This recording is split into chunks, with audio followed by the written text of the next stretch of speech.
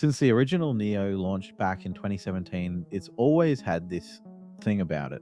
That special sauce that kept it just a little bit above the sea of Souls-like games circling the same design space, not because it was easier, not because it was kinder, but because it understood exactly what kind of pain it wanted to inflict and why.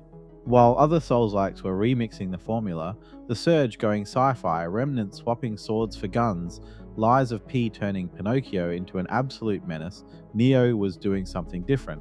To this day, the cleanest way to describe it is still Dark Souls via Diablo.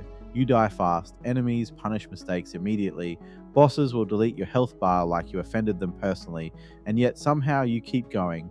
Combat in Nioh 3 is just as vicious as ever. Regular enemies can kill you if you get sloppy, and bosses will happily turn you into a learning experience within seconds. You die, you respawn, you sprint back to your grave, desperately hoping nothing breathes on you wrong, before you reclaim your Amrita, the currency standing between you and progress. So yes, all the Souls-like fundamentals are here, but where Nioh has always separated itself is what happens around that combat. Loot. So much loot. Weapons, armor, accessories, they fly out of enemies like a piñata full of stat modifiers.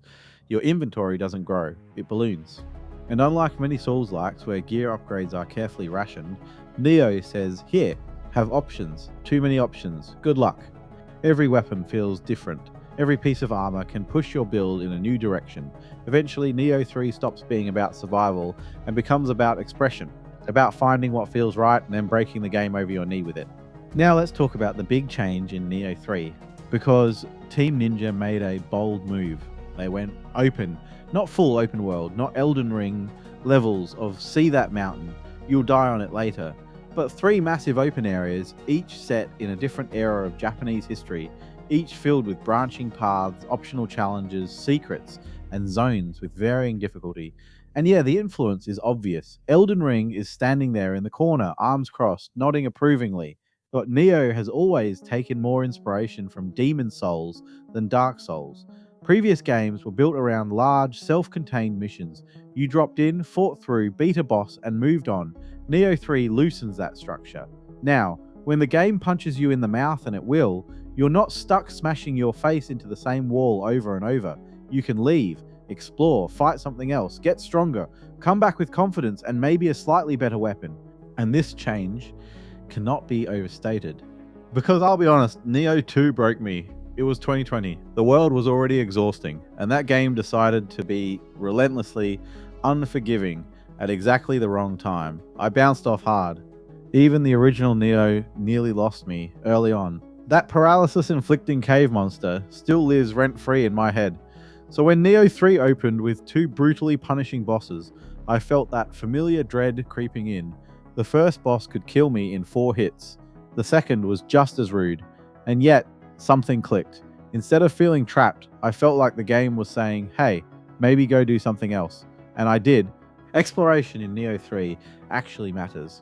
Each zone tracks completion and rewards you with base stat boosts just for engaging with the world. Not loot, not random fluff. Real, tangible upgrades. You chase down scampers, clear enemy camps, hunt elite monsters, shoot weird magical creatures out of the sky because apparently that's a thing now. And every bit of it feeds into progression. I spent hours just exploring the opening area, clearing what I could before the game forced me into the next main boss. Did it help? Absolutely. Did it also make me feel stronger? Even more so. Confidence is half the battle in games like this, and Nioh 3 understands that. I ran into enemies that nearly one-shot me, marked them mentally as not today, and came back later to absolutely bully them. One fight that destroyed me early on became a progress blocking encounter later, and I beat it first try by the skin of my teeth. That feeling never gets old. Now let's talk combat systems, because Nioh 3 adds another massive layer here. Style shifting. At the tap of a button, you can switch between samurai and ninja styles, sometimes mid-attack, and no, this isn't just flavor. Samurai plays like classic Nioh stances, heavy hits, key management, you hit hard and you can take hits. Ninja flips the script entirely, faster movement, relentless pressure, missed dodges that leave afterimages, access to ninjutsu like shuriken, bombs, traps, and elemental effects. And most importantly, burst counters are now tied into style switching.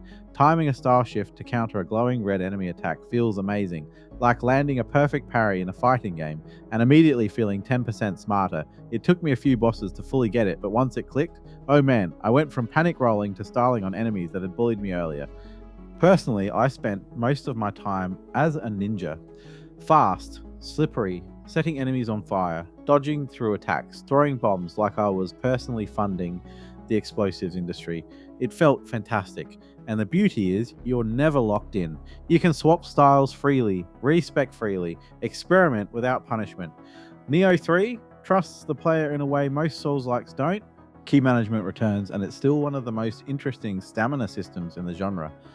Managing your red and yellow ki, timing key pulses, dispelling yokai realms that shut down stamina recovery.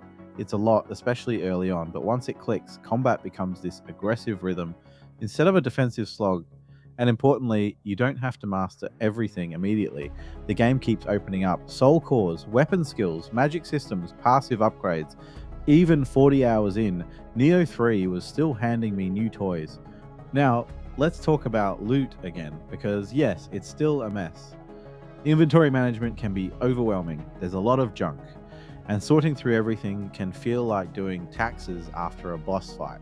Auto sell options help, but this is still very much Nioh being Nioh. That said, when you get a drop that perfectly synergizes with your build, chef's kiss. And the good news is, you don't need to dive deep into crafting to succeed. That rabbit hole is best saved for endgame and New Game Plus. Tonally, Nioh 3 is exactly what fans expect. Japanese history colliding with yokai folklore, villains that are equally intimidating and bizarre, bosses that are creepy, ridiculous, and occasionally hilarious. The three main regions share similar color palettes, but the layouts and encounters keep things from feeling stale. It's familiar but refined. By the end of my time with Nioh 3, something stood out more than anything else. I wasn't just surviving, I was improving. The game let me fail, but it also let me recover. It gave me options instead of walls, freedom instead of frustration, and that's why Nioh 3 works so well. It's still brutally difficult, still demanding, still unapologetically intense, but now it walks that razor-thin line between expert challenge and thrilling victory better than ever before. For that reason, Nioh 3 earns a strong 9 out of 10, a confident evolution of the series, and proof that Team Ninja still knows exactly how to stand apart in an overcrowded genre. If you enjoyed this review, drop a like. It genuinely helps more than you think. Subscribe if you want more gaming reviews, Souls-like suffering, and honest breakdowns, and let me know in the comments. Are you playing Samurai or Ninja first? Thanks for watching, and I'll see you in the next one.